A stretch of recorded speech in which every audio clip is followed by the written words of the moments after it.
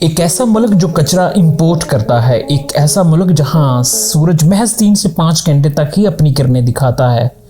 ये पुरअमन मुल्क आज तक किसी आलमी या अंदरूनी जंग का हिस्सा नहीं बना। इसका पासपोर्ट दुनिया का चौथा मजबूत तरीन पासपोर्ट माना जाता है। इस मुल्क में ऐसे होटल्स भी हैं जो कि आइस के बने हुए हैं। इसके अलावा दुनिया का महंगा तरीन मक्खन जो कि गधे का है, वो भी स्वीडन के जंगलात में पाए जाने वाले गधे मूस से हासिल होता है, जो हम आपको दिखाएंगे।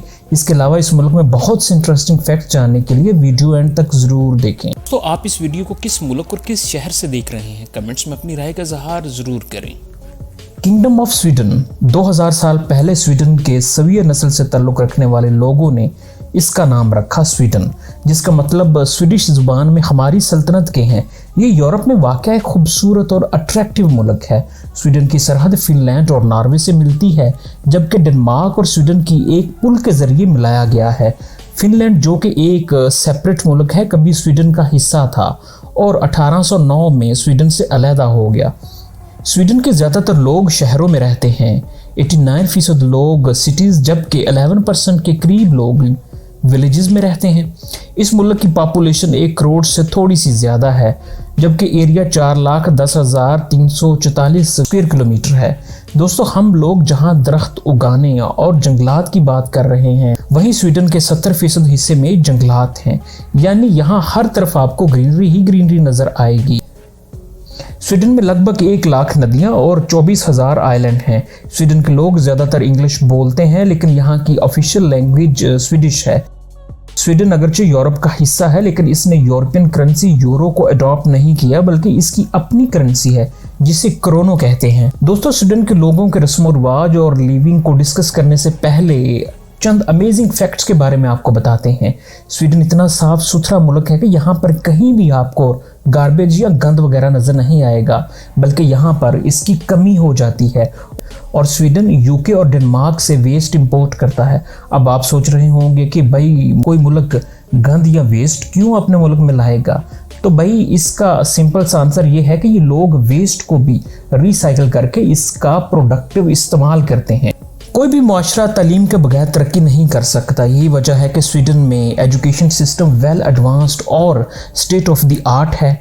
यहाँ बच्चों को O लेवल तक एजुकेशन अलाउंस मिलता है। स्वीडन में बच्चे की पैदाइश पर वालिदैन को 480 दिन छुट्टियाँ दी जाती हैं, जो कि 1 साल से भी ज़्यादा होती है। इस दौरान इनको बाकायदगी से सैलरी और दीगर अलाउंसेस भी मिलते रहते हैं। इसीलिए तो स्वीडिश दुनिया के 4th हैप्पीएस्ट एम्प्लॉयज़ माने जाते हैं। इस माशरे की खूबसूरत बात यह भी है कि इन लोगों ने जब एक दूसरे से मिलना होता है तो वो इकट्ठे बैठकर कॉफ़ी पीते हैं, और ये एक सोशल कस्टम है जिसे फ़िका कहते हैं। स्वीडन के लोग सिर्फ काफ़ी ही नहीं पीते, बल्कि फ़ास्ट फूड के भी बड़े शौकीन माने जाते हैं। इसीलिए तो पूरी दुनिया में सबसे ज़्यादा मैकडॉनल्ड की फ्रेंचाइजीज़ स्वीडन में हैं। आपने आइकिया का नाम तो सुना होगा। फर्नीचर बनाने वाली इस कंपनी का ताल्लुक भी स्वीडन से है, और इसे एल्फ्रेड एंगवर ने 1943 में कायम किया, और आज दुनिया के तकरीबन हर मुल्क में इसकी फ्रेंचाइजीज हैं। अल्फ्रेड नोबल, जिन्होंने डायनामाइट बारूद इजाद किया और नोबल प्राइज़ की बुनियाद रखी, इनका ताल्लुक भी स्वीडन से ही था।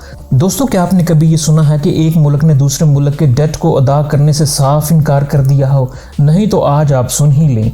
1985 में शुमाली कोरिया ने 1000 वॉल्वो गाड़ियों और 45 वॉल्वो ट्रक्स का ऑर्डर स्वीडन को दिया, और टर्म्स में ये बात तय पाई कि गाड़ियों और ट्रक्स की डिलीवरी पर तमाम पेमेंट कर दी जाएगी। लेकिन आज 2021 मार्च तक शुमाली कोरिया ने इसकी पेमेंट अदा नहीं की। स्वीडन हर साल इसकी इनवॉइस शुमाली कोरिया को सेंड करता है। मूज मिल्क चीज।